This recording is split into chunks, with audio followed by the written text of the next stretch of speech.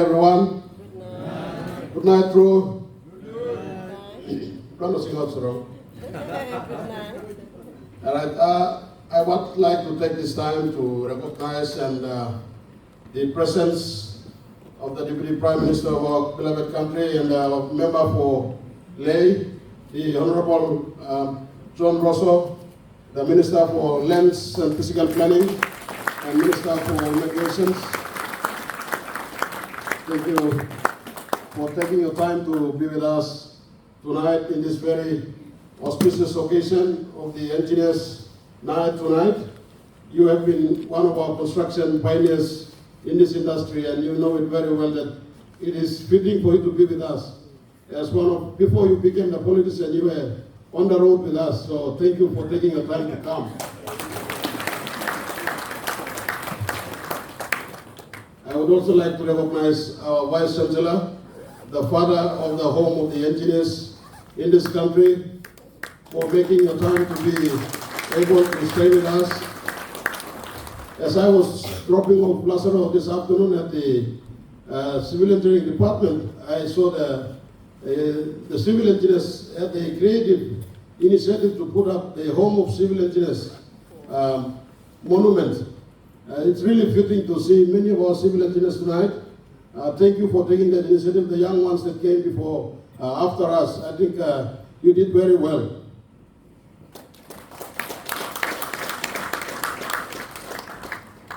Also tonight we have our distinguished council members of the Institute of Engineers, the past and the present. I would like to recognize the presence of the former two past presidents. I think Mr. Eric Sikam was here during the day. I hope he's amongst the crowd. I would like to recognize Mr. Eric Sikam for your contributions to this institution. I would also like to recognize Mr. Sen Hugo, one of our very pioneer and founding members of this institution, who happens to continue to support us. So Mr. Hugo, we recognize your contribution in this very prestigious institution. We also thank the former council members who has served us in many different capacities. Just recently, Mr. Lazaro Mitchmaker, who has been the one behind this setting up of all this program. Brother, thank you for your service to this institution and for your service to your country. Also, I would like to thank one of our very senior structural engineers, Mr. Lawrence Stokes, from Stokes and Partners, who has sponsored our dinner tonight as well. We want to thank him for serving us as the chairman of the Structural Engineers Resolution Committee in his last 2 years term with the council and the board. So we say thank you to Lawrence Stokes and his contributions to this institution. We also like to recognize the contribution of our female president, who has been a pioneer stepping stone on recovering the engineering as we were trying to go down the last 2 years, as we were taking office. We made this commitment that IPNG shouldn't be sinking in our watch. So we made every personal commitment, meeting with the CEO every single week to ensure that the institution doesn't fail under our leadership. So I would like to take my hat off to a very strong female engineer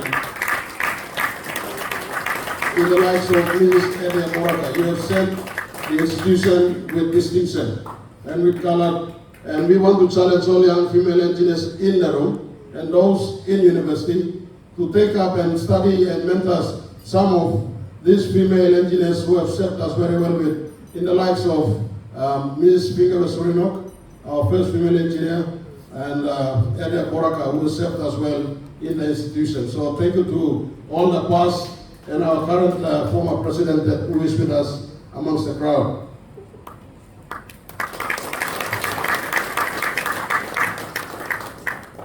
In the midst of us, there are heavy sponsors. We want to thank all the sponsors, from platinum sponsors to gold sponsors to silver sponsors, bronze sponsors, those companies who have supported this event tonight on this very special moment, and my special moment that you have sponsored to make it very special for me. and my council members. And I would like to thank you all. Without your support, we would not have this AGM today in Lae, and we have the dinner tonight. So thank you too much for your support, Bouraga. I would like to thank my CEO and a team from my PNG, Amy and Toxie and Dorothy, Desmond, those behind the scene, Vivian and everyone else that put up Terence, and the chairman of the Port Moresby branch, every others that supported us, the medias, our media team, Kalang FM, MPC, those who have came throughout the day, Post Korea National, I saw you around during the day, during the event, for covering this event. Thank you so much for making this event a special moment for us. Distinguished guests, members of the council, engineering professionals, the industry partners, the government colleagues, ladies and gentlemen, it is with deep humility, honor and a sense of duty that I stand before you today as the newly appointed president of the Institution of Engineers Papua New Guinea.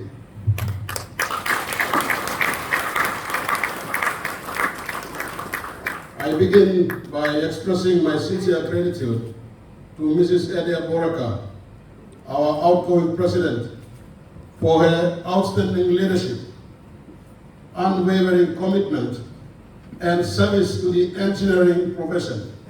For you have done with distinction to your country and to this institution over the past 2 years as you have served as your president and also as council members in your tenure.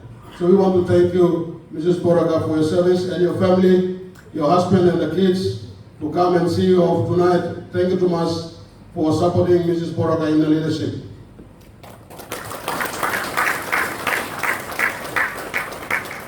Under her capable stewardship, along with the dedication of the past council and the current board members, we have made significant strides in strengthening the identity and the purpose of PNG as the national voice of engineers in Papua New Guinea. One of our landmark achievements under Mrs. Bouraga's tenure has been the groundwork laid for the development of the new strategic plan which we have, the 5-year strategic plan for the Institution of Engineers. Thank you, Mrs. Bouraga, for that bold stand to guide us. We now have developed a 5-year strategic plan so that the institution can grow and become more mature and become a regional leader in the Pacific. A bold and forward-looking blueprint to rebrand, restructure, and expand PNG into a more dynamic, inclusive, and professional institution aligned with both national development goals and global engineering standards. What is lacking today, as you and I as engineers, there are works that are substandard. I get complaints from everyone, including my Deputy Prime Minister, that some things are not right. Secretary, you need to fix it. And so I stand here tonight with the biggest challenge as the head of the engineering fraternity and as the head of the Department of Works, how I can manage the two institutions to ensure that we can bring harmony in the infrastructure development in this country. Today also marks a milestone moment in the history of PNG, as my former president has introduced. Since its establishment in 1986 as a Society of Civil Engineers back at Department of Works headquarters in Port Moresby. Never before has the office of the president been concurrently held by a sitting secretary for a state department or even Department of Works and Highways. This convergence of professional and public leadership offers a unique opportunity to align our engineering fraternity with national infrastructure transformation and policy development. And as I lead the biggest Morobe government infrastructure investment program called Connect PNG, and I know most of you who are social media users likes to also comment and make some good comments. Sometimes you also make some bad critics too. But I think this is a challenge to see how we can work together to improve our infrastructure development in this country. And as the Secretary for the Department of Works and Highways, I see this dual responsibility not as a privilege, but as a platform to bridge engineering excellence with service delivery.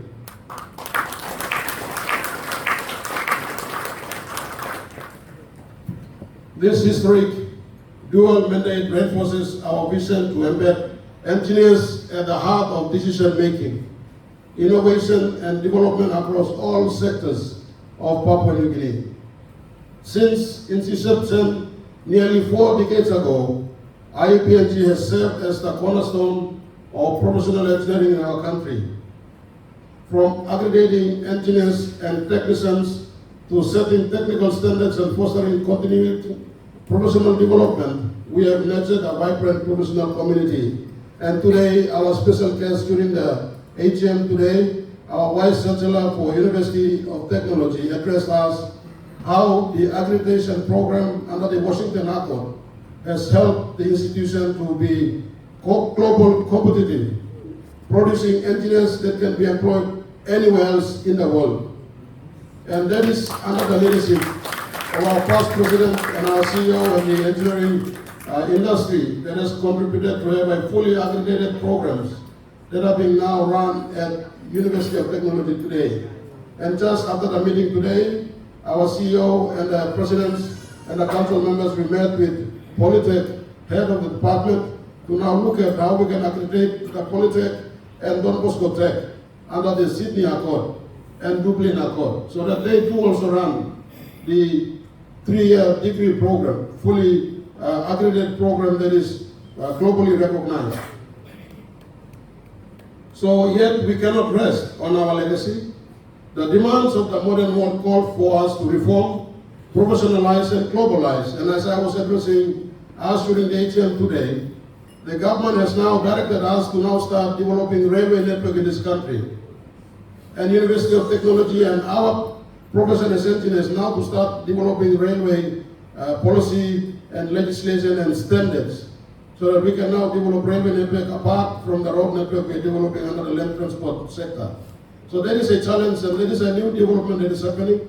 We now also have established the tunneling society in PNG, and we will have to now introduce tunneling as a technology to now cut through the mountains. And as we are building the railway network, railway don't climb up the mountain. We'll have to now punch through the mountain to build the railways.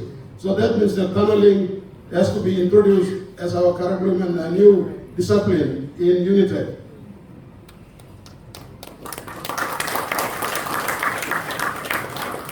My vision as a president is to, one, strengthen IPNG's role in the national development, particularly in infrastructure planning, climate resilient engineering, and public policy. I say this because climate impacts we see today, high rainfalls. We have a lot of road network that has been washed out. As you drive up the Okuk Highway, you could come to Mutsing, a section that is really being flooded and widespread flooding. We are still spending a lot of money trying to restore that section. It's a big impact on disaster-related emergencies that we are facing right across the network. And climate impacts that is affecting our infrastructure is a challenge at the moment with the budget shortfalls we face. So we really need to come up as engineers, develop solutions. And I was blessed to hear from the expo that happened on Thursday that our young engineers from Unitec are looking innovative solutions to address some of these key challenges. So let us continue to embrace and enhance and support the new technological innovations that is happening in our learning institutions like our premier university, Unitec.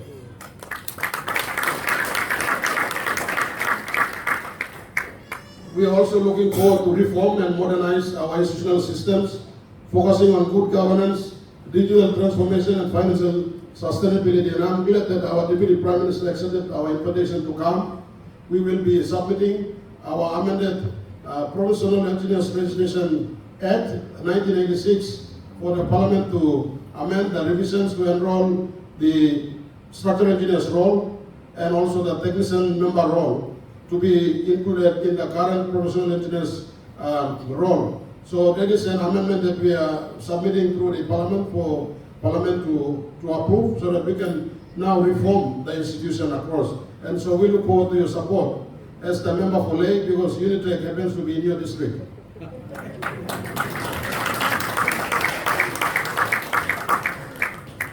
We want to also promote international recognition of PNG engineers through full compliance with global accords such as Washington Accord, Sydney Accord, and Dublin Accord. Also pursue membership and active participation in APEC Engineer and International Engineering Alliance platforms to ensure our professionals are globally mobile and regionally competitive. That is something that we look forward to participate at a wider level to ensure that our engineers can also find employment in the APEC community. We also, Deputy Prime Minister, for information, we as engineers, we also recognize in the APEC communities. So our engineers get employed. So there's a register of APEC engineers and that we are trying to establish. Establish IPNG as a regional leader in the Pacific, a hub of engineering capacity building, research and excellence for neighboring island nations. We need to be a regional leader in the engineering fraternity. And therefore I call for all of us tonight, the future of our profession will be shaped not only by the strength of our laws and policies, but by the passion, competence, and ethics of our engineers. Many of our engineers have lost engineering ethics. I don't know how many of you print your engineering ethics and hang it in front of the table or in front of your office. Every time we must read to know that you are practicing within your engineering code. And so I would like to call upon each and every one of us who are engineers in this room, who are live streaming online. I want to challenge all of us that let's live by example and lead by example. We need to teach our young and old, rural and urban, and government and private sector engineers. Let's work together. Let us empower the next generation of engineers through stronger university-industry linkages. Advocate for more engineers in the leadership and policy roles. And for me, as the department alert, I've now linked with Unitec. We're offering master's program at Department of Works campus in headquarters.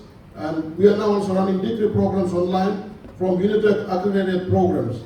So we are giving an additional advantage for those who cannot make it to Unitec. For those in Port Moresby can come and study also on a flexible learning. So we want to always have these linkages. We want to also champion women in engineering and promote diversity in our field. I want to call upon each and every one of us to also advocate for female engineers to take up. I know that from this recent graduation, almost 30% graduated from Unitec are females. And so let me thank you for the current administration and the Vice Chancellor and the Council of University to encourage our female to continue to come into these engineering fields.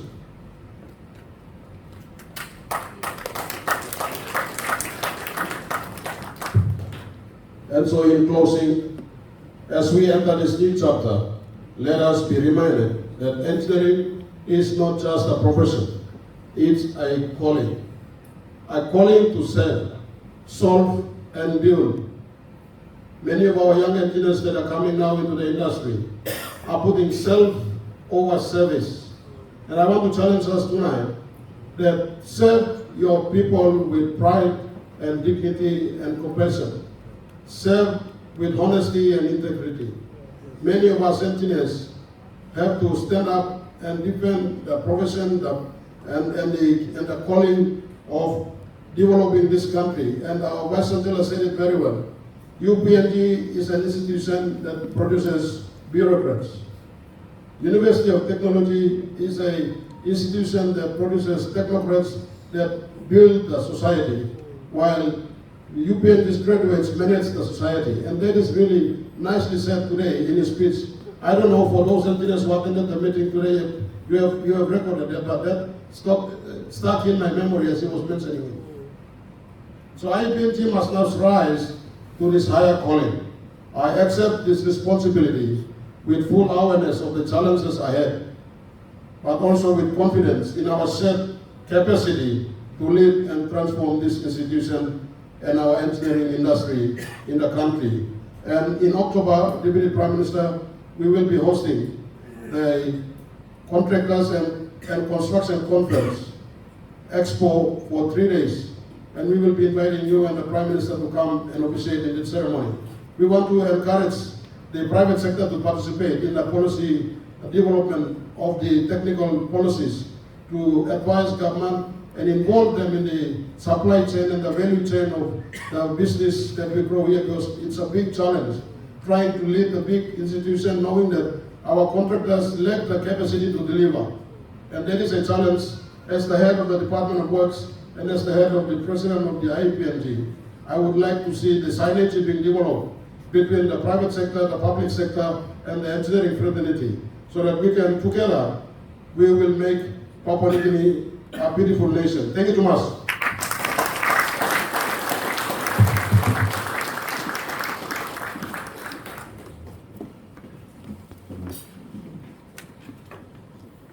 Thank you, Mr. President.